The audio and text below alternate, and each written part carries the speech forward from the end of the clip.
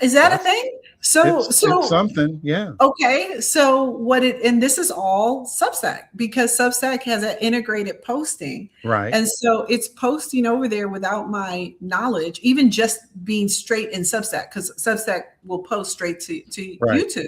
So I go over there one day and there are comments and people, I'm like, what the heck?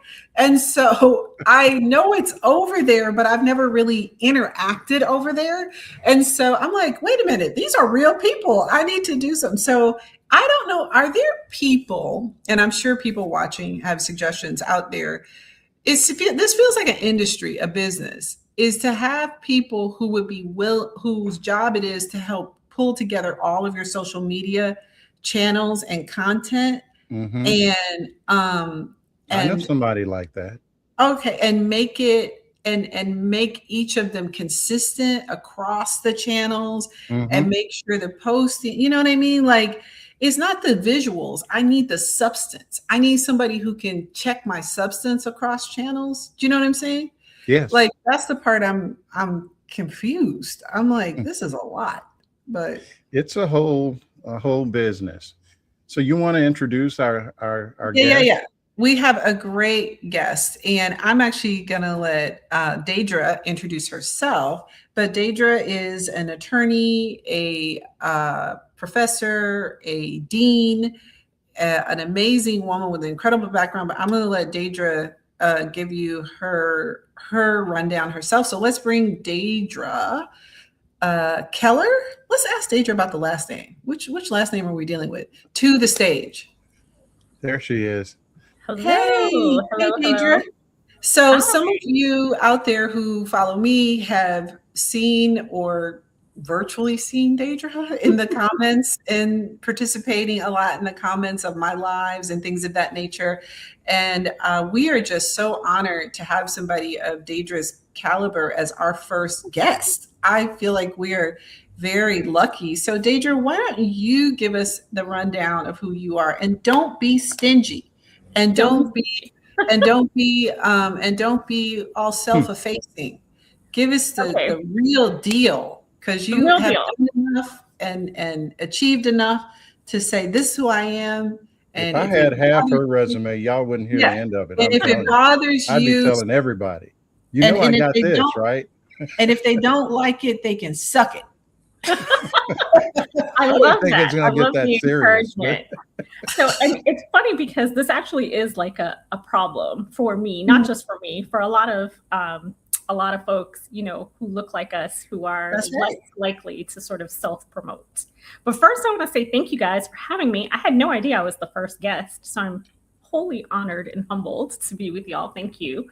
Um, my background. So I am currently a law professor. I've been teaching law for this will be my 17th academic year, which sounds and seems crazy, but is true.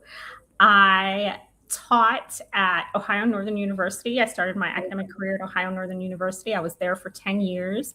The last 2 years, I was the associate dean for academic affairs, which meant that I was the person responsible for taking that college online during COVID.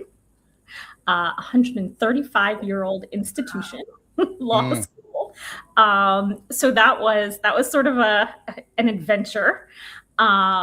Shortly after that, I left Ohio Northern to be the dean at Florida A&M University College of Law, the only HBCU College of Law in the state of Florida, in the Florida university system. That mm. was an eye-opening experience that we can Huh? talk more about. But I have returned to ONU, and I'm now teaching in a completely online program at Ohio Northern.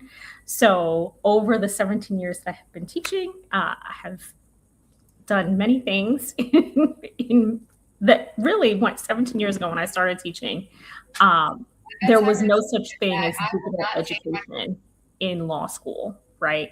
It just didn't exist. And so it's been really interesting to be kind of at the forefront of that transition. Let's see, before law school, I was an intellectual property lawyer. I did Ooh, did primarily, IP. Okay. yeah, primarily trademark, counseling and procurement. And I also did some patent litigation and some copyright litigation, but my practice was primarily trademark, portfolio management, essentially. And let's see, what else do we want to say? I'm Yale College class of 99. So that's where I went to undergrad. My undergraduate degree is in English and sociology, which is why I know anything about data. So Marlon and I were talking in the backstage. In the green room. Yes, about data literacy. And to the extent that I have any of that, I can only credit my sociology degree for that. And then I'm Emory Law class of 2006. So Now, there's one other piece. First of all, that is all amazing. You know what we need, Marlon? We need like a clapping, cheering sound. I got But you. oh, you got it? I think so. I Let's just see. have to figure Find out it, where okay. it is. Well, I know. very, very exciting. And, this is, first of all, I feel like, yay, there we go.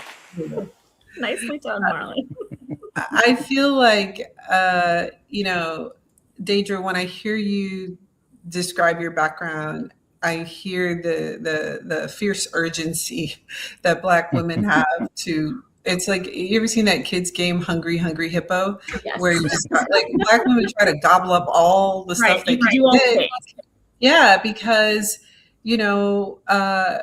you are challenged frequently on things, and so as a result, you're just trying to like grab all the things so that, and then it turns out all of a sudden today none of those things matter.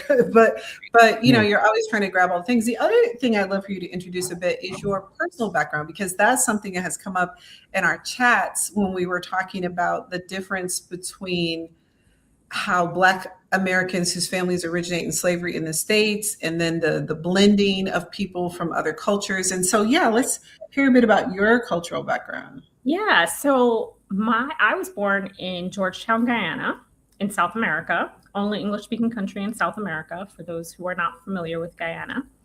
My family emigrated to the States. My mother was actually sort of the last of our family, my mother's maternal line, to leave Guyana. So mom really did not want to leave Guyana, and would have stayed in Guyana, but for the fact that my mother was working for the Guyanese Revenue Service, so like Guyana's version of the IRS. And an election was called, and so everybody working for the government was sort of seconded to the election. So my mother became involved in like the running of the election in Guyana. And through that employment situation, she learned that the election was not legitimate, right? Like she saw with her own two eyes, ballot box stuffing and things like that. And so at that time, Guyana was really in like economic hard times, right? It was difficult for people to make a living that would like pay the rent and buy food and all of those things. And so my mother came to understand very quickly that none of that was going to change, because the people really didn't have a say in choosing their elected officials, right? And so that's what prompted mom to leave Guyana in 1979. So I was 2 at that time. And so I'm sorry, Deidre, I don't want to stop you, but I just want to make sure, because I know for me, we were talking about processing and hearing and how we hear things. I want to make sure we're clear for people who might be tuning in. So you are saying Guyana. Guyana. Correct. Yes. Right. Because sometimes people hear Guyana. You know what I mean? Ghana. Ghana. Yes. So I just want to make sure, because I you know what I mean? I just want to make sure we're all on the same page. Okay. So. Yes. So what was formerly British Guiana, Guiana, and is 60 years into independence from the British Crown, right? Guyana. Yeah. So my mother was some people, older Americans, know it from the Guyana tragedy, which is the Jim Jones. So that's correct. Jim Jones. My mother always likes to remind people that it was all Americans that drank the Kool-Aid, and we're still drinking it. Yes.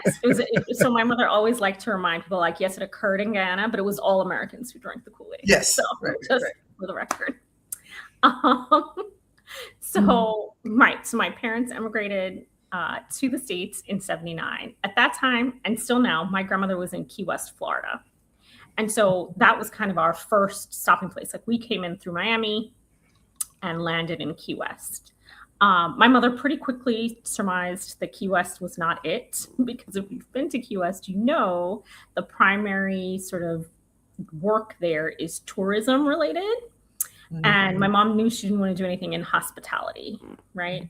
So she decided that we should move to New York, which to me sounds crazy, right? How do you just decide? Anyway, who knows how my mother came to the decision, but she decided we were going to move to New York. So we did. And she convinced her older sister as well. So my grandmother's two daughters up together and moved to New York. At that time, mom sent us, my sister and I, back to Guyana to stay with family friends because she had the good sense to not take us to a place she had never really been, right? By herself. So she moved to New York. We followed 9 months later. So I grew up in New York. I grew up in the Bronx and went to Catholic schools in the Bronx all through high school, all girls Catholic high school.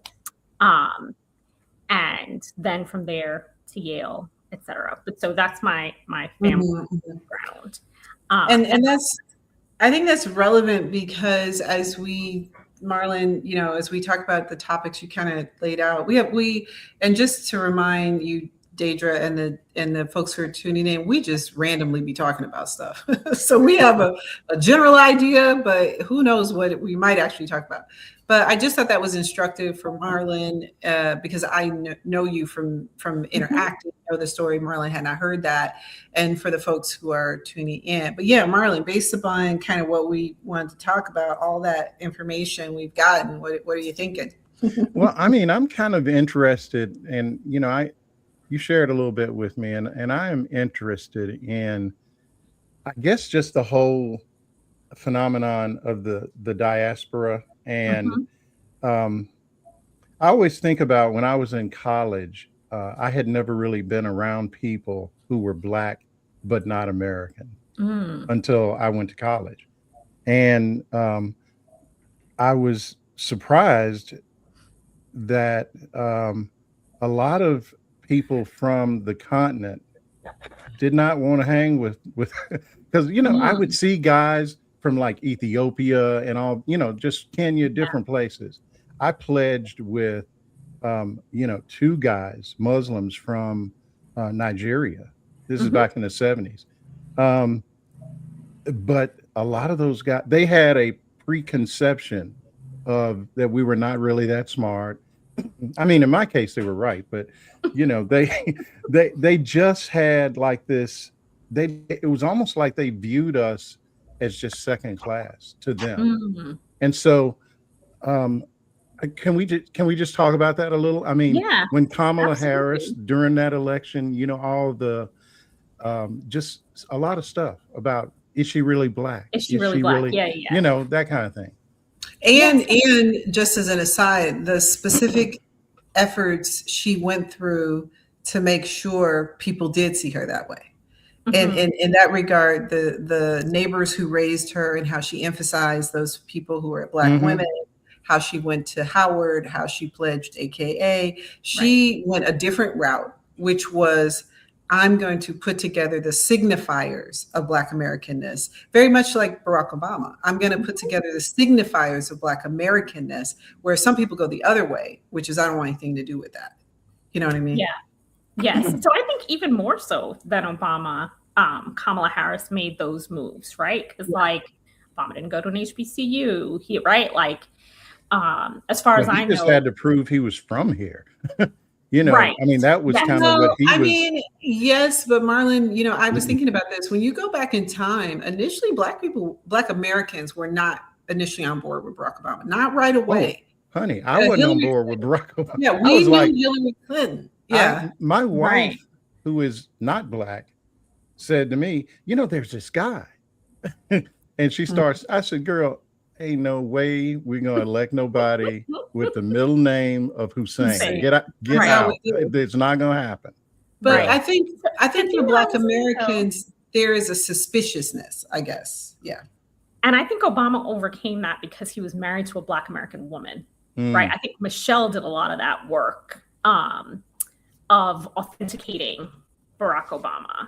And I say Mhm. that as someone who is diasporic and married to a Black American man, right? Mhm.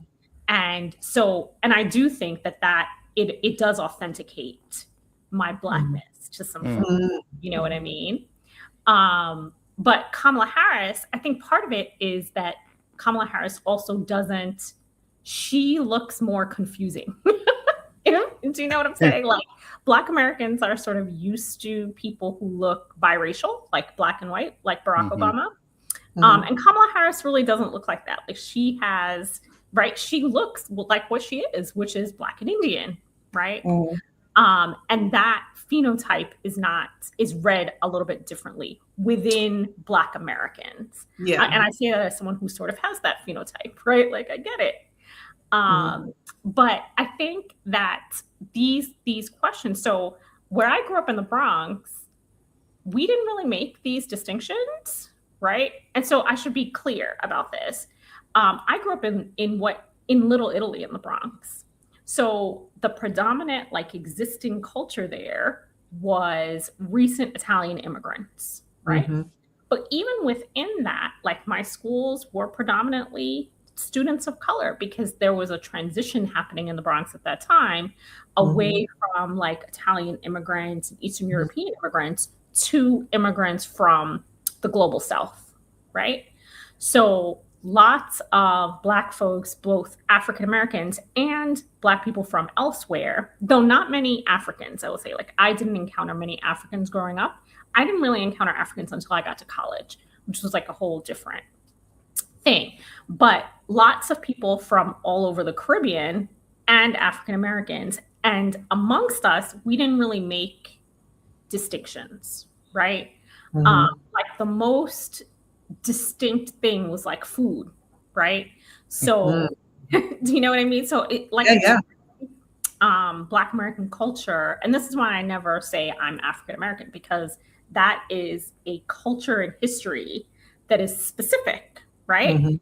And like, you know, at Thanksgiving, my husband makes greens. I don't make greens because I didn't grow up making greens, right? I love Right. greens, but I don't Right. make them. Mhm. And so my husband makes sweet potato pie. Like this is, I understand what Mhm. is culturally Black American.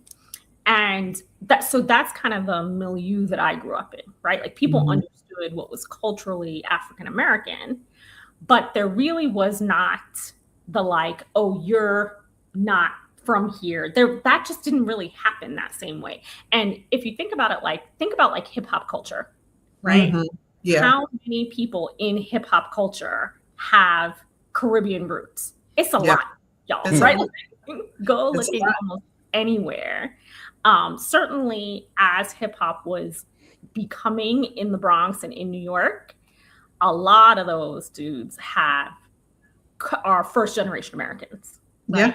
Yeah. And so that's kind of the setting that I grew up in. So it wasn't really until And there's also the Puerto Rican influence and right. all of that influence. And I think that is a big difference. And I guess the question is nowadays, it seems like something is qualitatively shifting in the sense that that conversation you're talking about that happened in the Bronx, it's a conversation. It's cultures and conversation, it's transition and conversation. You're catching the last bit of that Italian immigrant experience. There's this that conversation seems to be separating in a sense that with newer immigrants, Black immigrants to the United States, they bring their understanding of race, colorism, culture to our understanding, which Black Americans, imperfect as it is, and this is a thesis I have, because of the extreme racism in the United States and the way race is dictated here, which is unique. Actually, I think around the world, built on the one drop rule, we have had a sense of imperfect solidarity that cross culture and class to some extent. Yes, we have colorism. Yes, we have classism. But that ability to have this unified identity is why we were able to, launch the civil rights movement, why we were able to do what it took an all Black country like South Africa way longer to do. It was because we didn't have that. But now that seems to be fracturing. That is much harder to get to that shared identity because we have a milieu of people who are not in conversation and bring their own thought process both to us as Black people, Black Americans, but as to what's going on here. They see it differently. Does that make sense? Yeah. So what I was going to say is I didn't encounter this thing really until I was in college, right? And then in college, when I met folks whose parents were Nigerian, whose parents were from Kenya, right?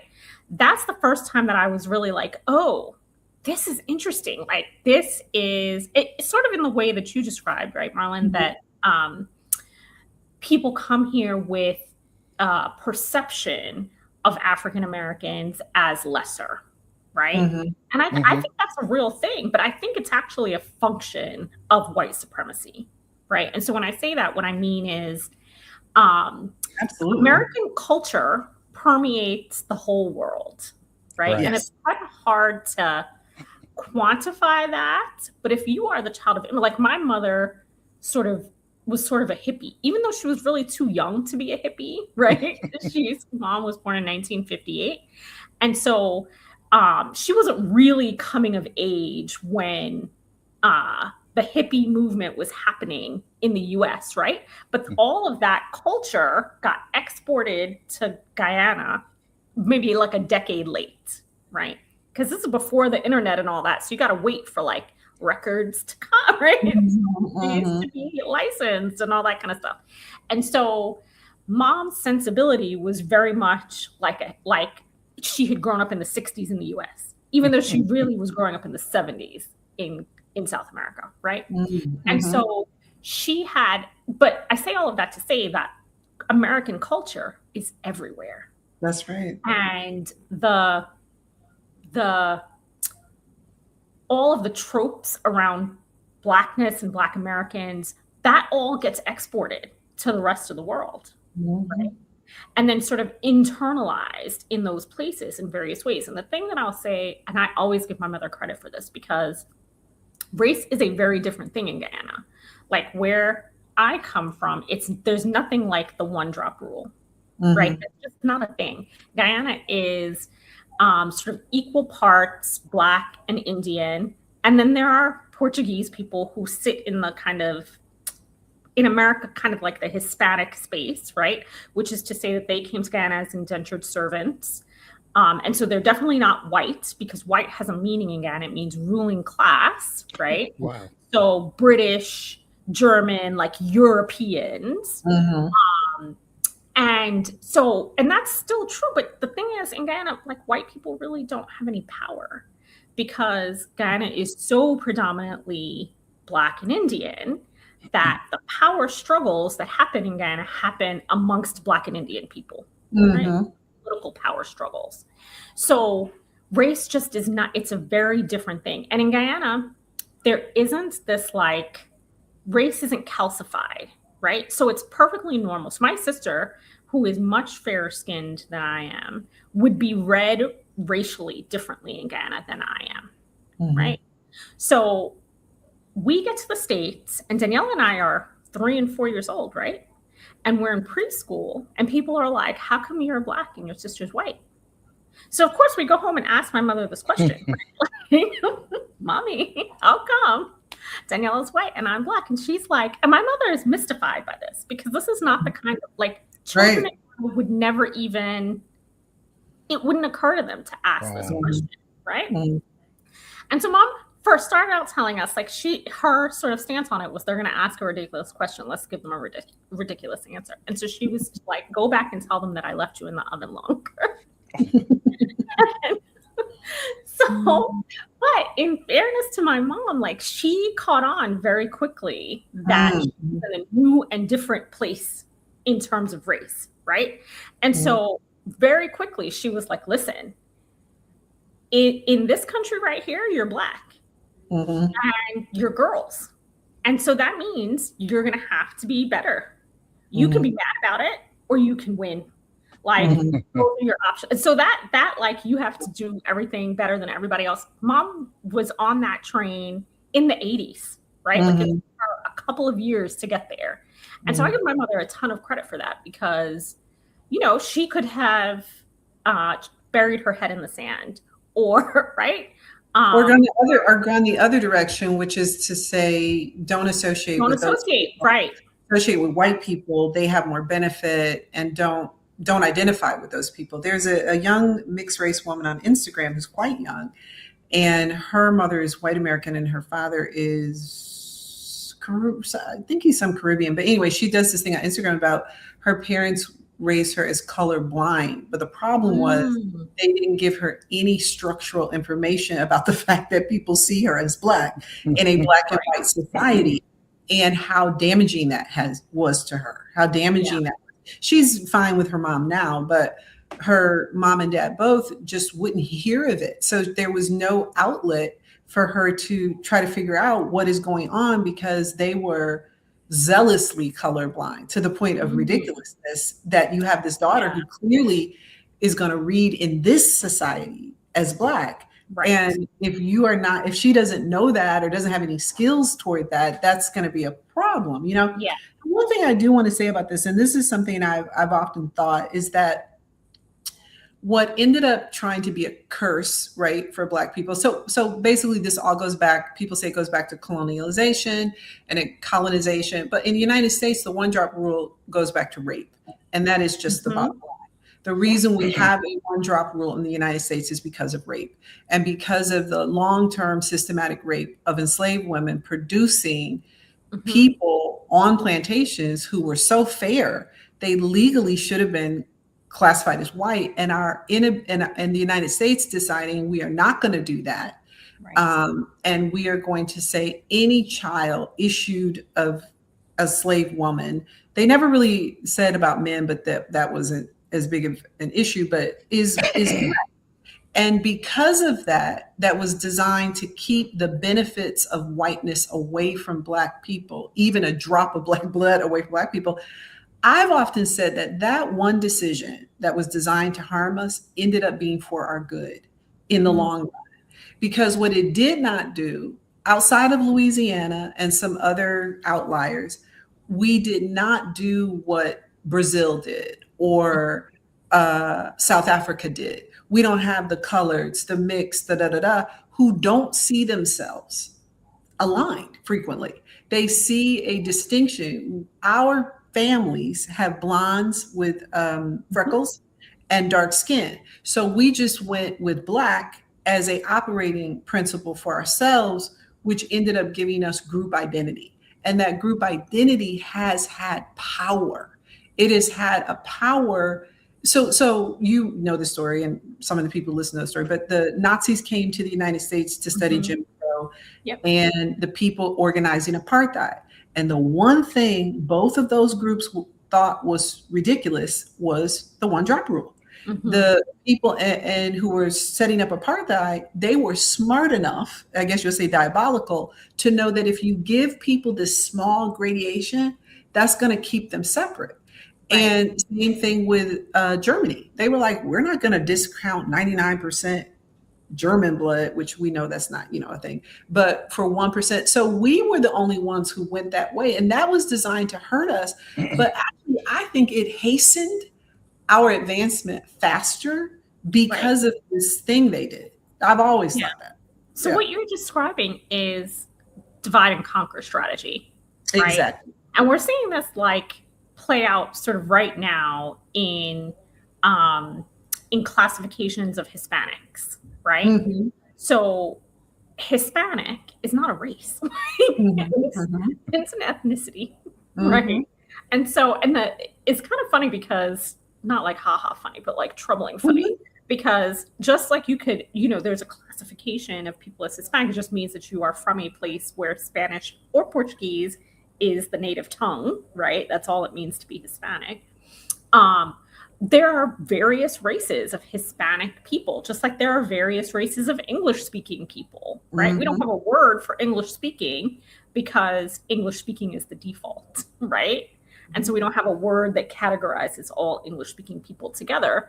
But if we did, we would see like there's a whole range of racialized folks that are all English speaking, just like there's a whole range of racialized folks that are Hispanic speaking. But in America today, you are seeing people who phenotypically look white and are Hispanic sort of trending, right?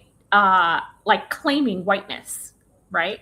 And being absorbed into whiteness conditionally, because all absorptions into whiteness are conditional, right? But this is the divide and conquer strategy. And just on the one side, the other thing America did is create this conception of whiteness. Like that didn't exist. That's right. For America. And it doesn't exist in the same way outside of America, not in the same way, not as your primary right identification.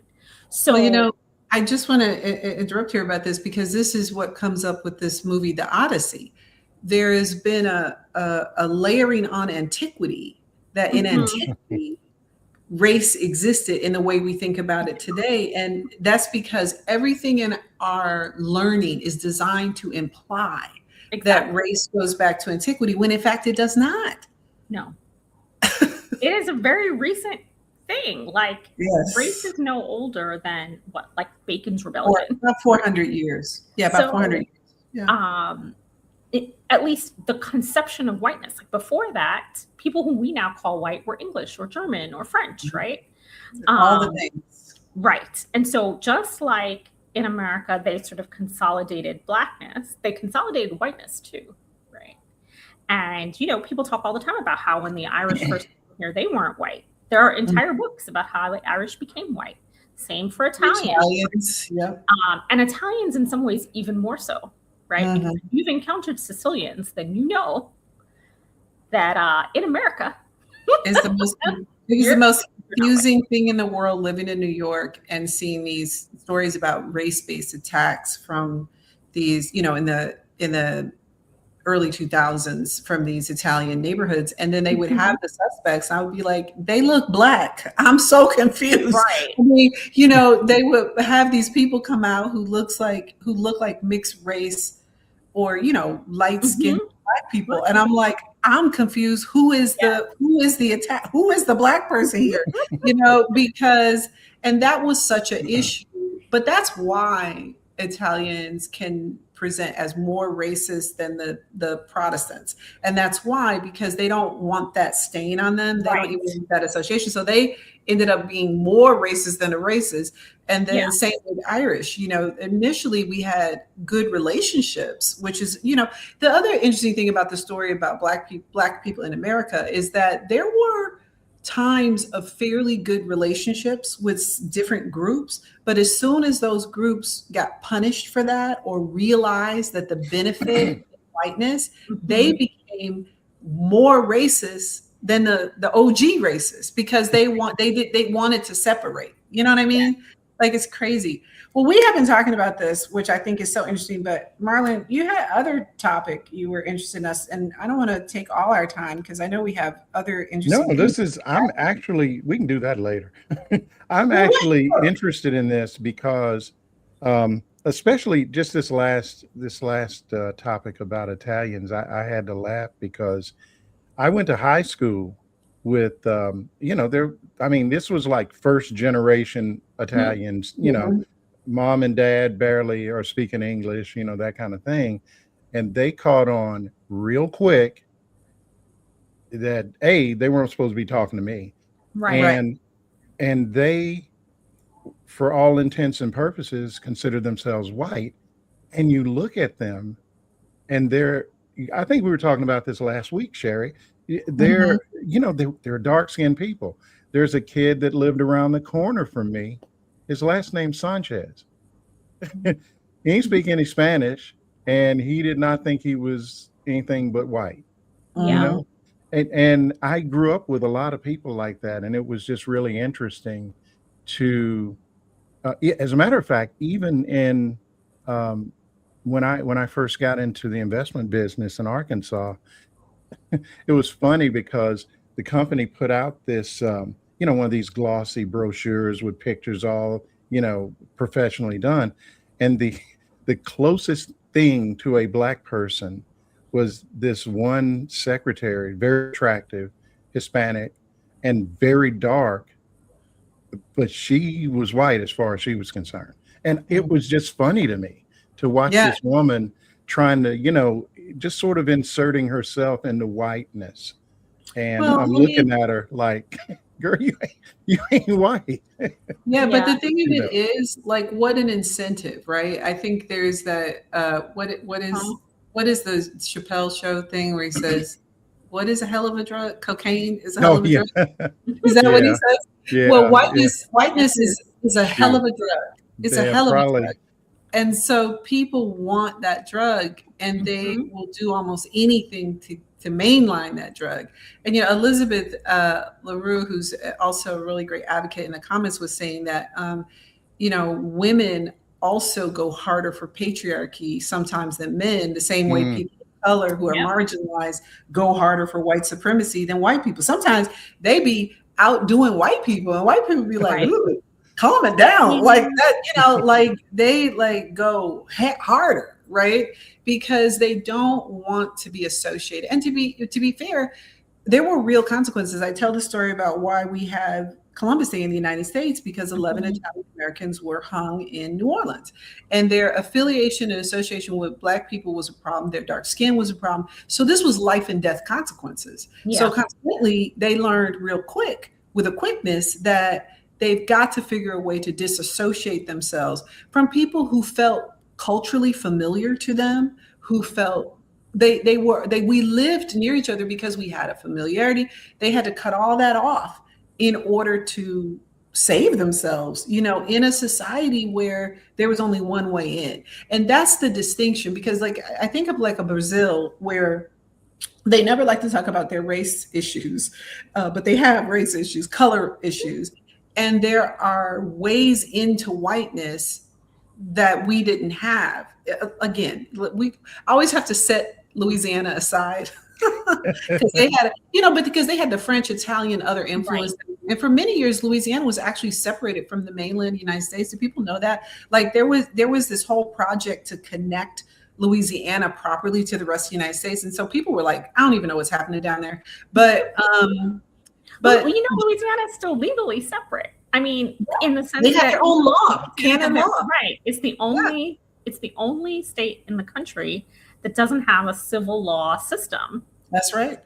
So Louisiana is still weird legally. Weird in its way, because I was thinking about going to Tulane when I went to Or law it school. doesn't have a common law system. It does have a civil law system. So That's I was gonna go to Tulane, but I ended up at Northwestern in Chicago. But when I was looking at Tulane, they were like, well, they teach canon law. yeah. They actually have a different legal training process, Yes. because I know. Marlon's like, what? Yeah, Louisiana is its own thing. Based. Yeah, and it's always been its own thing. And so it did have strong stratification. There was blending and movement.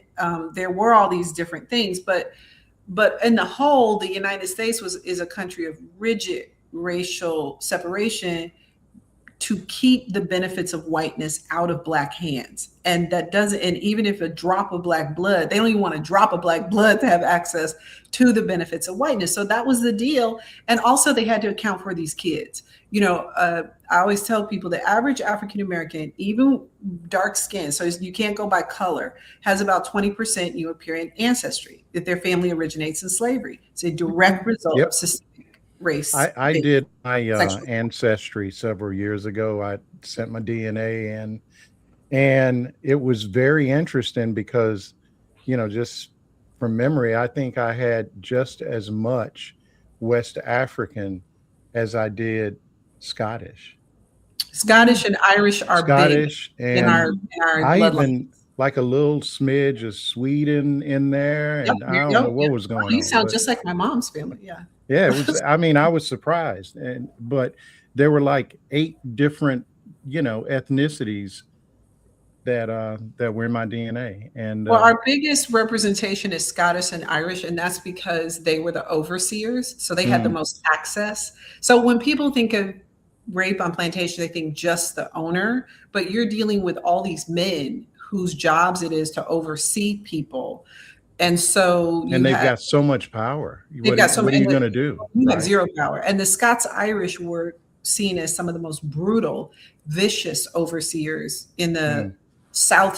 So like what people call the dirty South, Mississippi, Alabama, Arkansas. So most of us, if we do have that DNA, it shows up as Scottish and Irish. It's crazy.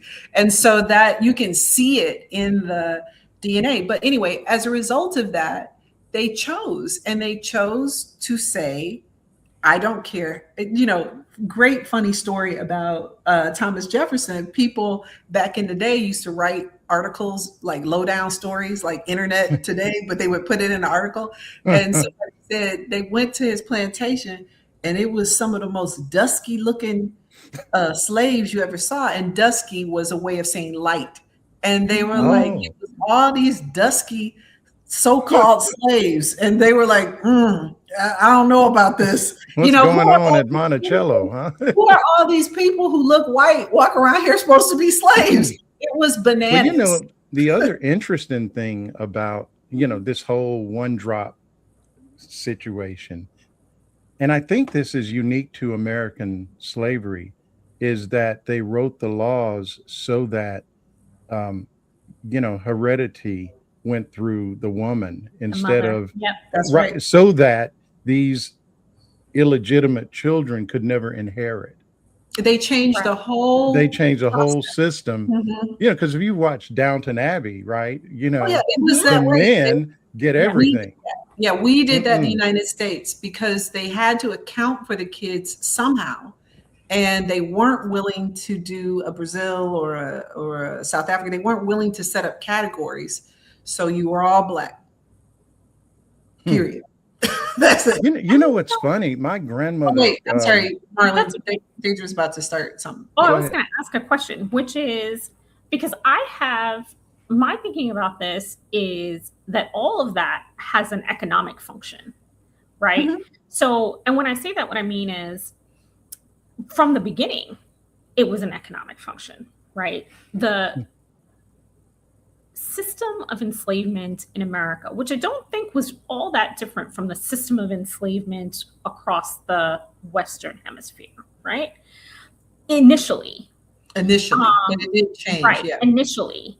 So, but you slaves were assets.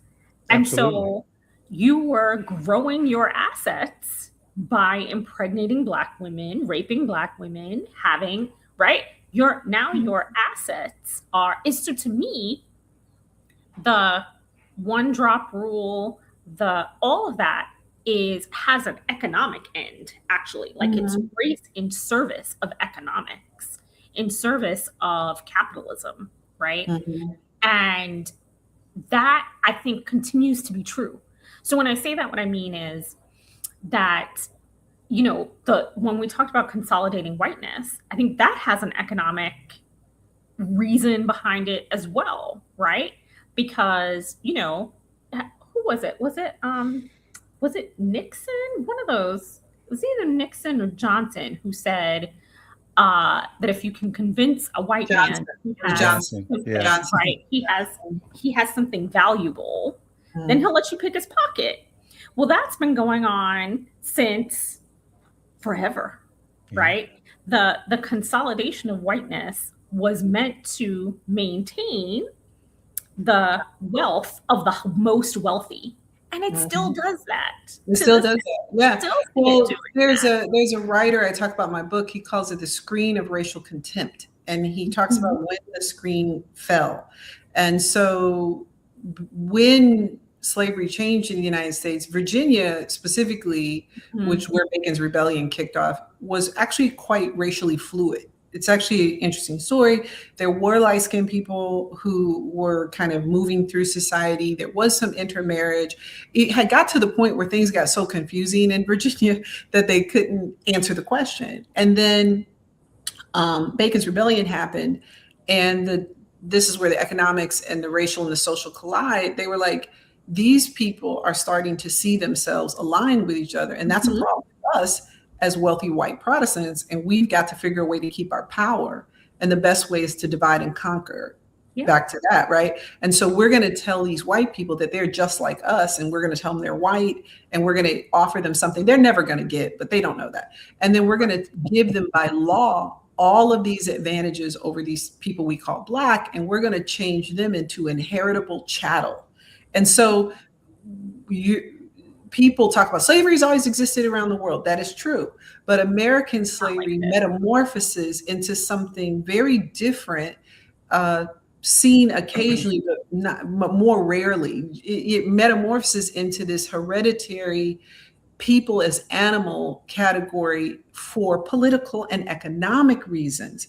And so that is what makes American slavery so much more vicious and so much more pernicious, because it changed the rules of it. You know, people always talk about antiquity. Well, in antiquity, Rome was a diverse society. Don't know, like, everyone talk about that. There's a scholar in the United States, I said her name, I can't think of the top of my head, who wrote about this. Do you know that lady got death threats for trying to explain that Rome yeah, she got death threats. She explained that the statues that we see that are white were not displayed like that. They were never meant to be displayed as white marble. That happened later with a white supremacist narrative. Those statues were painted. They were brown. They were blue. They were, painted. They were never meant to be white, representative of whiteness. Right. Yeah. She got death threats.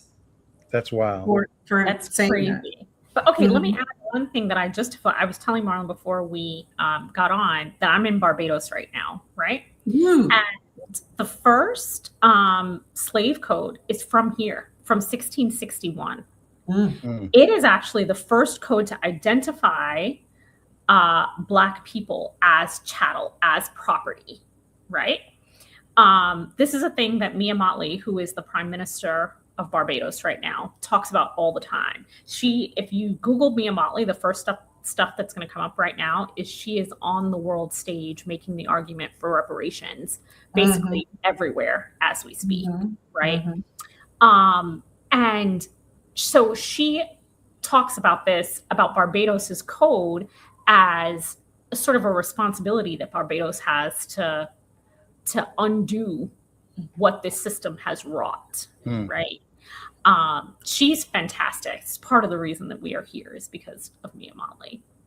And so that legal conception actually was true everywhere. Here's the real difference.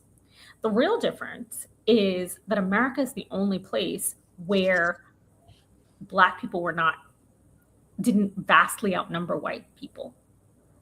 So even, back during slavery in Barbados and Jamaica, etc., there were very few white people because they just, like, the climate here is not for them, right?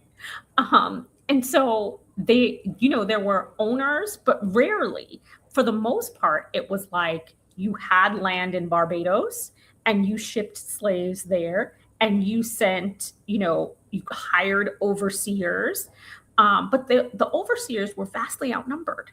So just as a matter of population, the only place in America that was ever true, that there was ever a majority Black population, was South Carolina, right? During slavery. That's what got us the 3/5 after the Civil War. Yes. But the thing of it is, the interesting part about that is that while the numbers didn't tilt fully throughout a good portion of the South, the numbers of enslaved Black people were very high, which is actually one of the reasons that we get the first wave of European immigration to the United States. That's not something we really talk about. Like, a lot of people say, well, my family came here after slavery. Well, that's exactly right.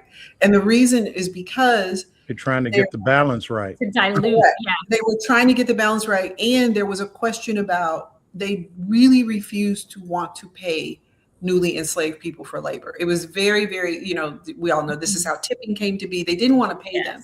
And they didn't want them to have jobs that would, so they actually had to import white people to the South to cut off, in many ways, economic advancement from Black folks in the South, because they didn't want them to have those jobs. And so their position was, we're going to move them into sharecropping and blah, blah, blah, which is basically, elevated slavery.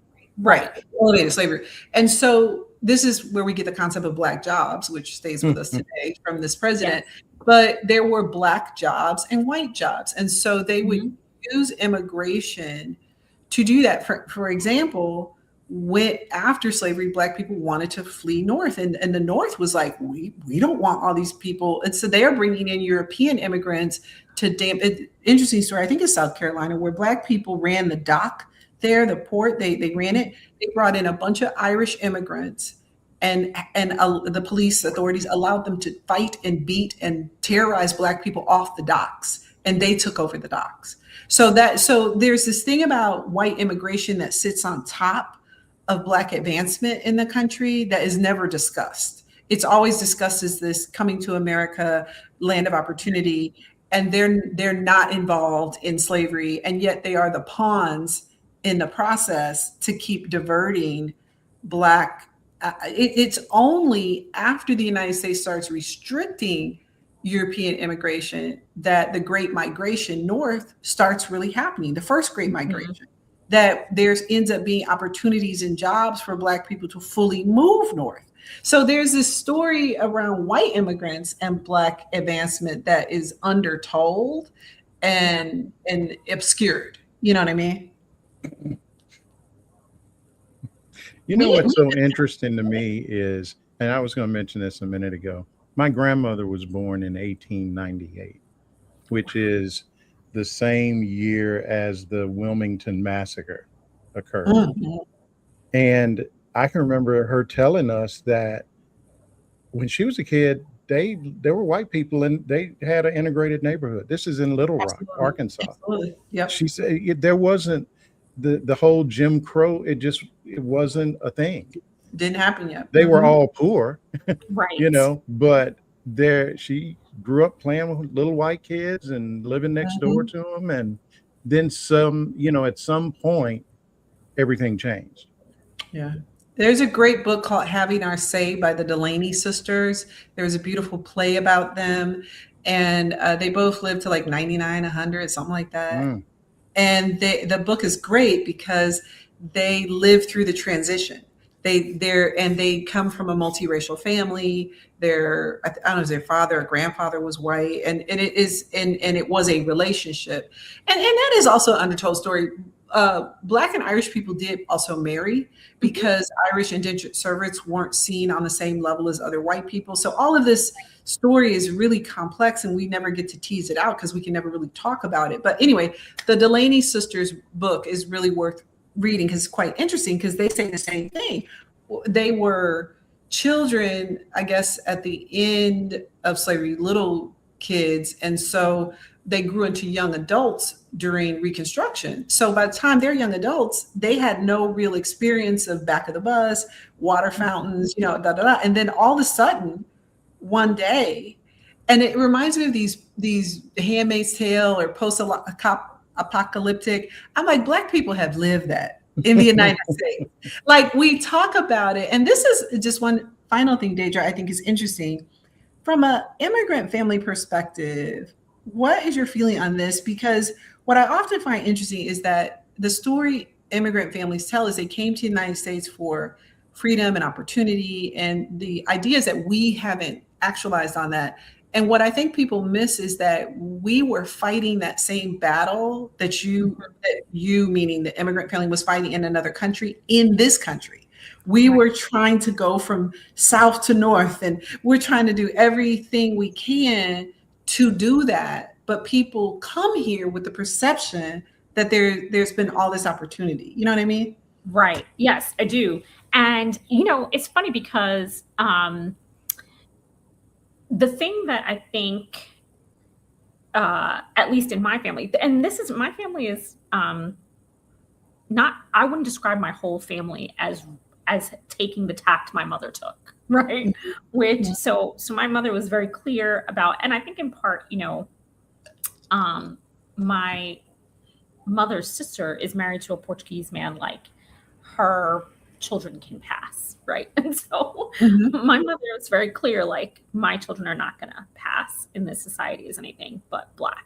And so the idea of America as a place of opportunity, I think different people from different places perceive that in different ways. So my mom got a college education here. She was the first person in my family to ever get a college education, and in New York, and she got it in like computer systems stuff in 1988, which I had no idea. She was right ahead of the wave. Really? Right. I had no idea that this was as exciting.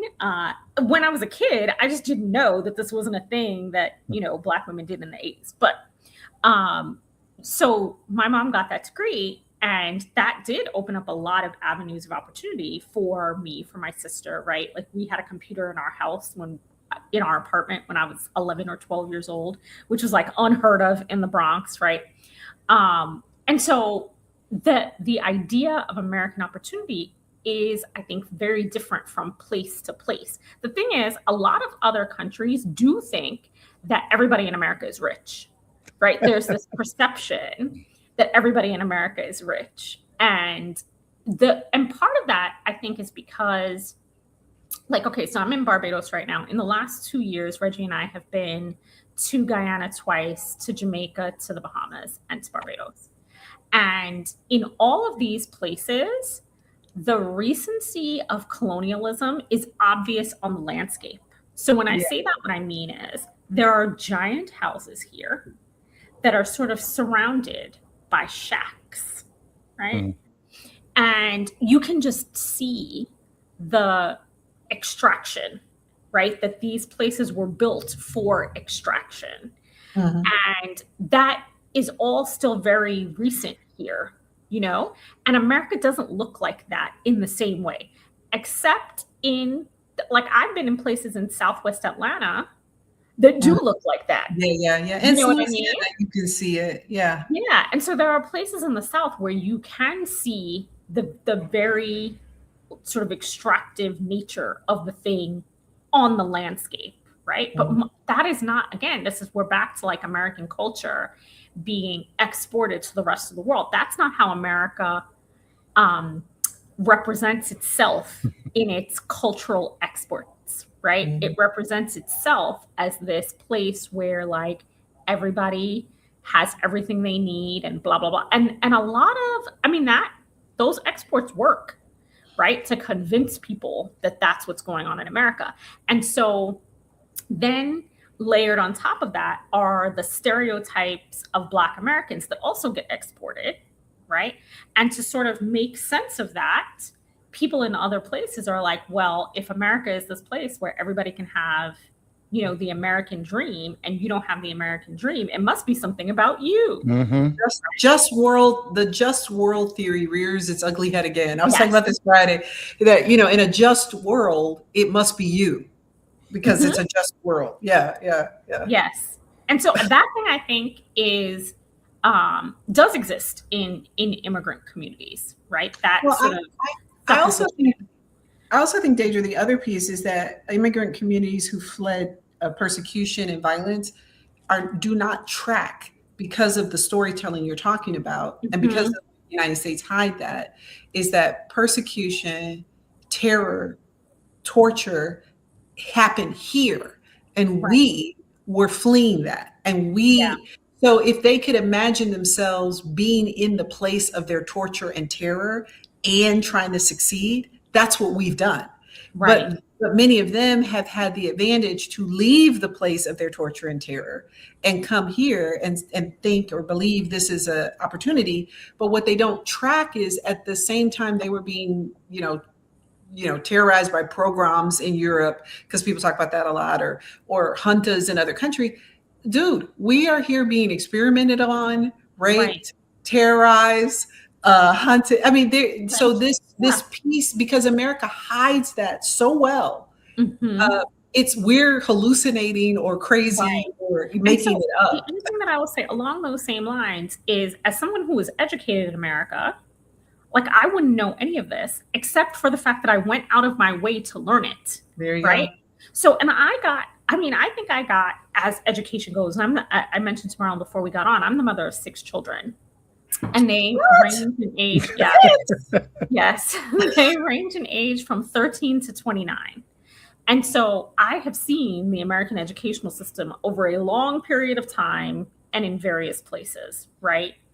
And so I know like my kids were educated in Georgia, Maryland, Florida, Ohio. Okay.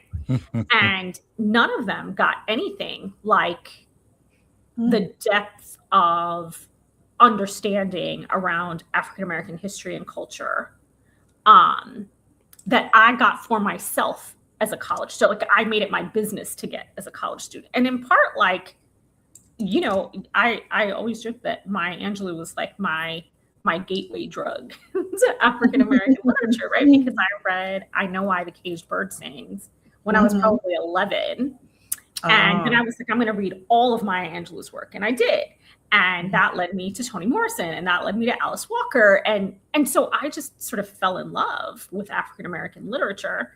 And so then when I went to college and I could decide what I was going to read and study, I was like, okay, I'm going to do English literature with a concentration in African American literature and sociology with a concentration in African American studies. And so I did a bunch of that. Like I had the opportunity to spend time, like I read all of Gloria Naylor's work and I read all of Zora Neale Hurston's work. But again, I had to put that program together for myself. Right? And James is in there. Yeah. I would say my biggest influence was James Baldwin, but I had the advantage of being a Black person and my mother's family was very solid in who they are. I showed on my Friday Live the picture of my great-great-grandparents who were enslaved. So our story here was super clear to me by knowledge and osmosis. So I knew shit was bullshit before I got to school, you know, because they made that clear and there was clear conversation and there was no shame. I do remember this. I did ask my mother this once when I was a kid, why are Black people ashamed of having been enslaved when they didn't do the enslaving? Like, I thought that shit was crazy. I was like, if anybody should be ashamed, it should be the people who did the slaving. But Black people would get so uncomfortable when you mention slavery, like feeling, oh, I'm so ashamed. Why? I'm not ashamed of that.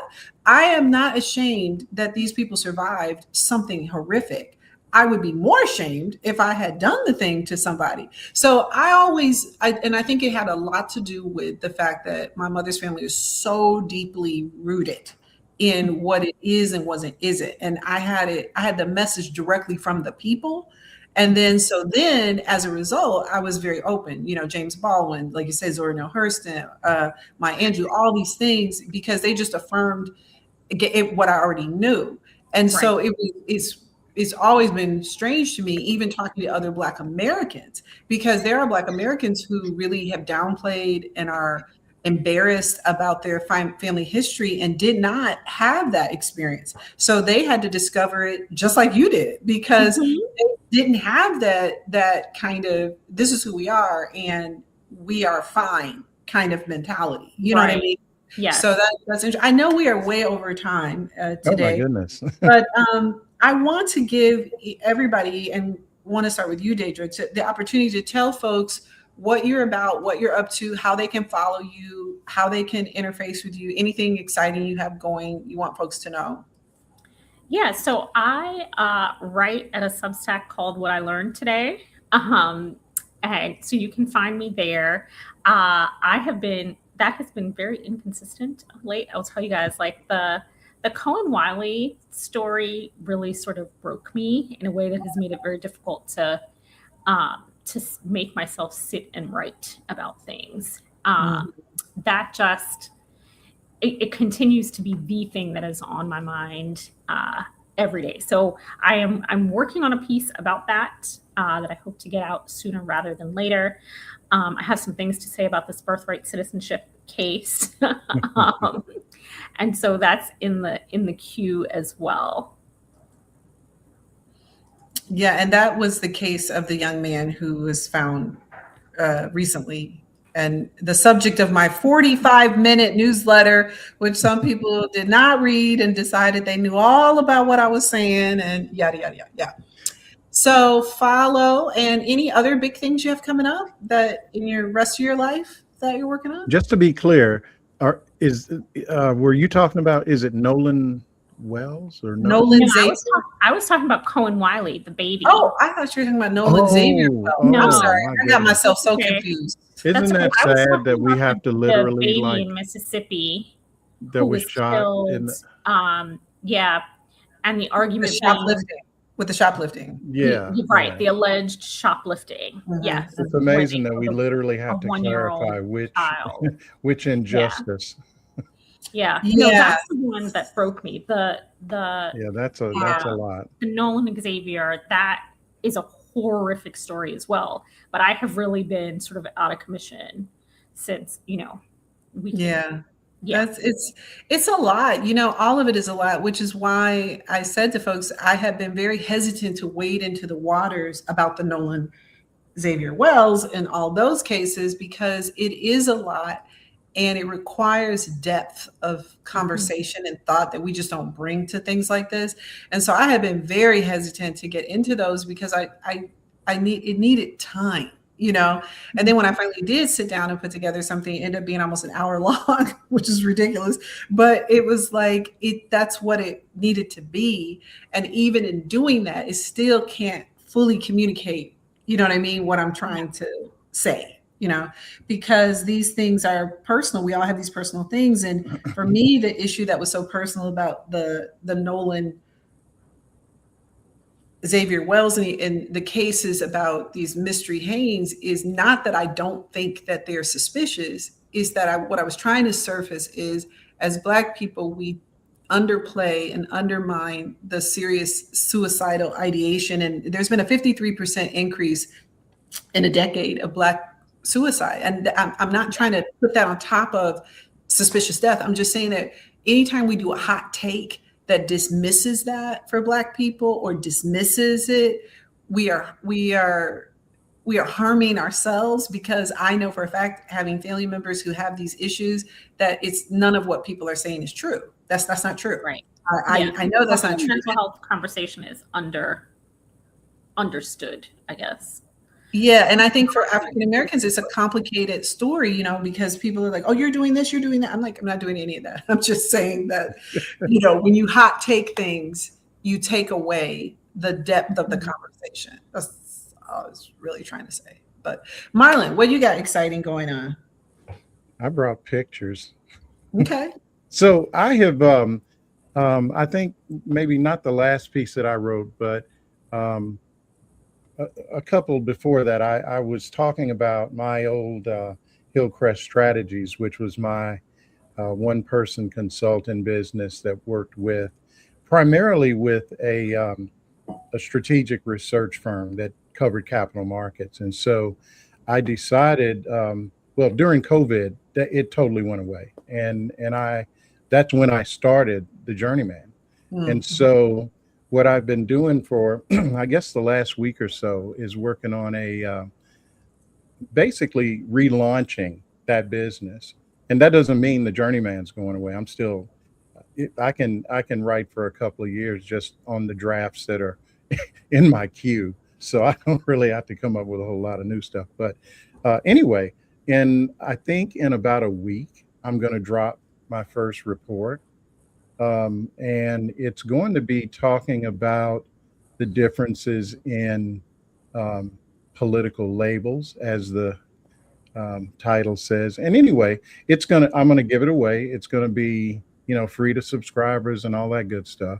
And I think I'm really excited about it. I think it's going to be something that, as we're going into the midterms, maybe it can be useful to people. And I'm very specific for this kind of thing. I'm not trying to tell folks who to vote for. I'm just saying, before you call a social democrat a Marxist, maybe you need to know what Marxism is and what social democrats are. And so I hopefully it'll be something folks will like and want to read. Well, that is awesome. And yeah, the problem that someone's saying, I'm going back to people who commit suicide or attempt suicide don't usually do it publicly. That's not exactly true. I mean, it's generally true that people do commit themselves and, do this at home.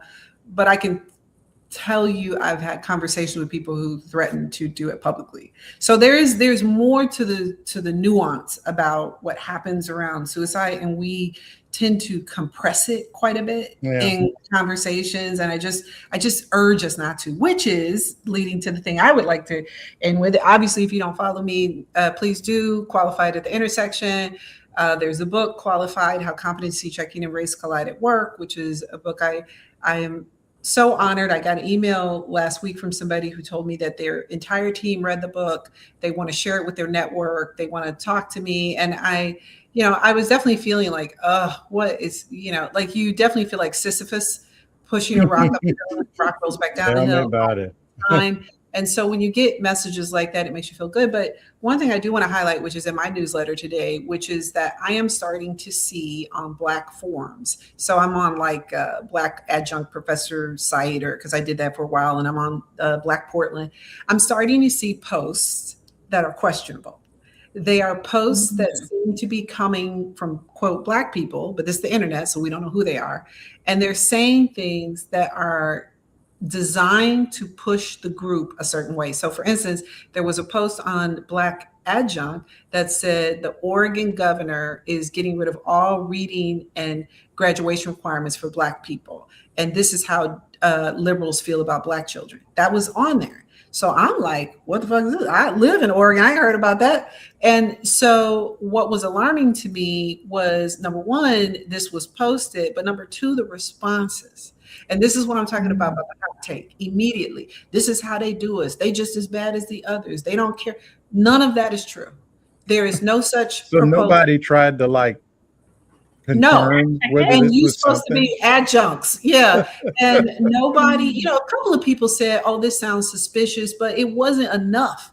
Too many people, bang. This is why, and this is going to get worse leading up to the midterms. And I thought like, what? So there is something going on in Oregon where the governor is looking at standardized testing and its impact on Black kids. That is in no way saying Black children don't have to learn to read and write to graduate. That is a very different thing, but it's just enough. Who would even believe that?